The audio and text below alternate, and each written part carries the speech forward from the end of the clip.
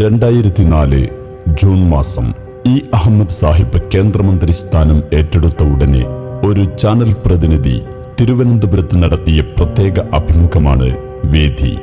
സ്വകാര്യ ജീവിതവും ഭാര്യയുടെ വേർപാടും അവർ തന്ന സ്നേഹവുമൊക്കെ വികാരപൂർവം ഓർത്തെടുക്കുകയാണ് അദ്ദേഹം. അപ്പോഴാണ് അവതാരകന്റെ ചോദ്യം, താങ്കളുടെ ജീവിതത്തിൽ ഒരിക്കലും മറക്കാൻ പറ്റാത്ത മുഖം ആരുടേതാണ്? തെല്ലിട മൗനിയായി കണ്ണടച്ചിരുന്ന ശേഷം അഹമ്മദ് സാഹിബ് പറഞ്ഞു, അന്ന് കോയമ്പത്തൂർ കലാപത്തിൽ നിരത്തിവെച്ച 17 മൃതദേഹങ്ങളുടെ മുകളിൽ വിരിച്ച തുണി ഉയർത്തി നോക്കുമ്പോൾ കണ്ട മുഖങ്ങൾ. അതാണ് എനിക്ക് ഒരിക്കലും മറക്കാൻ പറ്റാത്ത മുഖങ്ങൾ. ഇന്ന് 2025 ഫെബ്രുവരി 1 അഹമ്മദ് സാഹിബ് ഓർമ്മ ദിനം.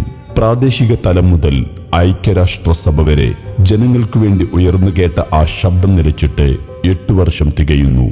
ചില വിടവുകൾ കാലമെത്ര കഴിഞ്ഞാലും നികത്തപ്പെടാതെ കിടക്കും എന്ന പോലെ അഹമ്മദ് സാഹിബ് എന്ന മനുഷ്യന്റെ വിടവും അങ്ങനെ തുടരുകയാണ്. ആ മനുഷ്യനെ ഓർത്തും പഠിച്ചും പകർത്തിയും നമുക്കൊത്തുകൂടാം. അഹമ്മദ് കാലം ചിന്ത. അഹമ്മദ് മെമ്മോറിയൽ ഇന്റർനാഷണൽ കോൺഫറൻസ് 2025 ഫെബ്രുവരി 8-9 തീയതികളിൽ കണ്ണൂർ മുണ്ടയാട് ഇൻഡോർ സ്റ്റേഡിയത്തിൽ.